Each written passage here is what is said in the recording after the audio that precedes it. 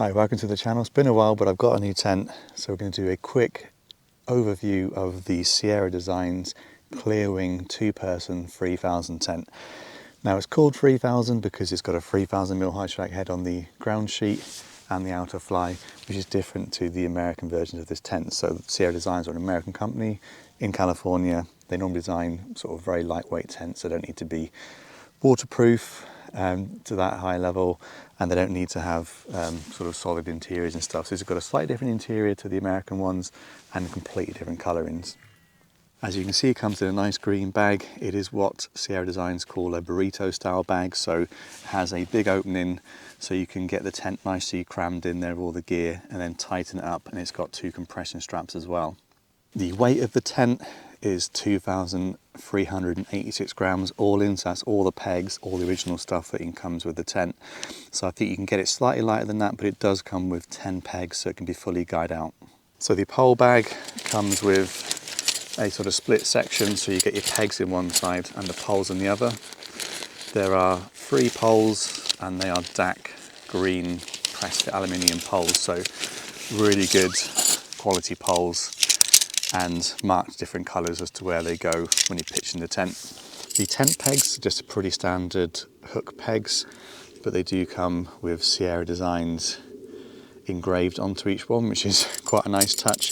You can obviously upgrade these, you can make them slightly lighter as well, but you're not going to reduce the weight of the tent by much by changing these pegs out. So you've got 2 main poles and they're colour coded, so you've got the aluminium silver togs on one side and then gold on the other, and you've got a gold end to each, to the pole that's relevant to that one, and the other one's just completely silver.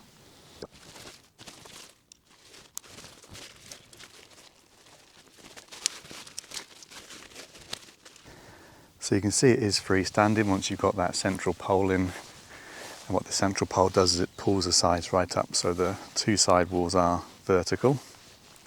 Gives you extra interior space, but obviously you're not getting any lift at the ends beyond the curvatures of the pole, but it does curve slightly steeper at one end to give you better headroom end. So as I mentioned earlier, this is the 3000 version. So in America, it's Sierra Designs are a Californian company, so a lot of their tents are designed to be very lightweight, entirely mesh inner tents, and only high track head around 1500 or even 1200 on some designs, and they're also quite bright colours as well. Generally speaking, they're sort of white, blue and yellow. So they tweaked some of their designs for the European market, and that's why this one is called the Clearwing 3000. 3000 is because it's got 3000mm high track head on the ground sheet and 3000mm high track head on the outer, and they're a much more demure green, what they think is more suited to the European market. So that does mean you've got a really high solid inner level and then a mesh top. So because it's in a pitch first, a lot of people absolutely hate that and say it's no good for the UK, but I'm a big fan of inner pitch first tents for this reason, that they can be pitched inner only. You've got really good wind protection, you've got waterproof protection from the ground, but you've got an amazing stargazing setup if you just pitch inner of this tent, and it is pretty solid. So yeah, you wouldn't want to be out in high winds just inner pitch first, but on a gentle night when the stars are out, I think this is an absolutely amazing way to sleep. Coming around to the other side, as a true 2-person tent, you've got exactly the same setup on the other side. So the same door, really easy access, dual zips, going right the way around, so you're going right up, and you can obviously pin it right back. But if you're going to sleep with 2 people in the tent, you've both got your own entrance and your own vestibule, so really flexible. And again, for the weight, just shy of 2.4 kilograms all in, you do get a decent space internally, and the vestibule should add extra space outside to cook and store gear and stuff. If you were feeling confident it's definitely going to be dry overnight and you just wanted to pitch inner only, the fly sheet, I weighed it this morning, it weighs 852 grams, so you could save 852 grams just by taking the inner. So that is quite a substantial difference, and obviously you would only need 4 pegs just to peg out the 4 corners as well. So big weight saving if you did want to go stargazing setup only. In terms of interior space, that's a pretty decent size 183 centimetre sleep mat from Nemo. It fits in absolutely fine, plenty of space at the bottom and the top. So you might be able to find, if you're not overly tall, that you can get your backpack maybe at the bottom, and say put it into the vestibule area. And you can also see there's really quite a decent steepness at each end, so you shouldn't find yourself too restricted by those walls. And obviously the interior side walls are vertical thanks to that crossing pole. So definitely plenty of space for two people, and I think for the weight it is a really good size. Obviously all of the seams are sealed across the middle there and each corner, and you can see from the line of stitching where the kind of bathtub finishes, and the same material but uncoated continues up. And there's also a couple of pockets at the head end in each corner.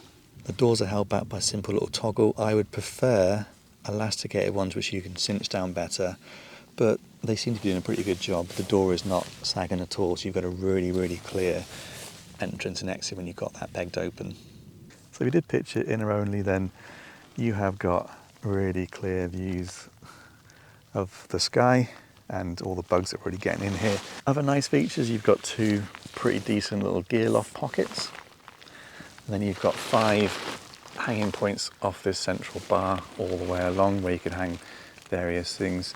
And you've actually got hanging points further back as well and further forward on both sides. So massive options in terms of hanging up gear, putting lines across, and yeah, just enjoying those views. You should be really sheltered from any kind of breeze from the big tall sides, but you get those amazing 360-degree views. And yeah, on a clear night on a summer's evening, this would be an absolutely amazing tent to be in.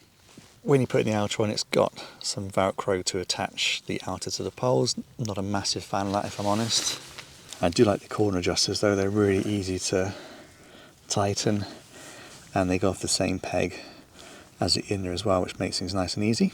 Another feature I like is on the doors and the vestibules, both go to the same peg, but one side, which you can unzip obviously, has an adjustable thing, so you can actually just loosen it, pull it off nicely, and then you can obviously take it off, undo the tent, and tie it back up nicely afterwards, and vice versa. So I do like that.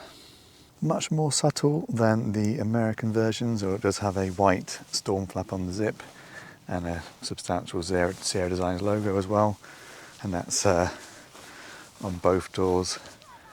So you can see it's completely symmetrical, identical design on both sides, so each person has all of the same space, vestibule size and all the rest of it.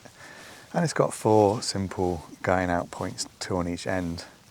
So it's also got 2 offset vents, which you can, if I can do it with one hand, you can just click open like that to let in some additional airflow for a little bit of mesh in there.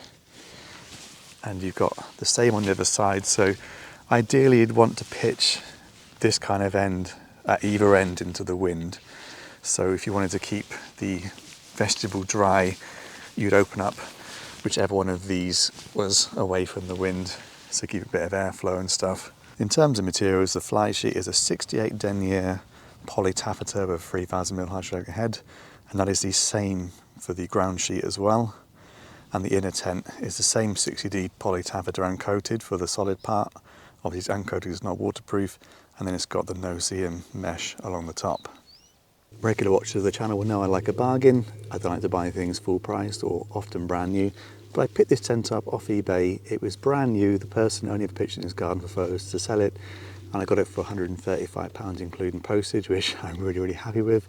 Retail price is around £200, £205 I can find online for at the moment. So it is a reasonably priced tent, even new. But if you can find it online for £135 like I did, I think it is an absolute bargain.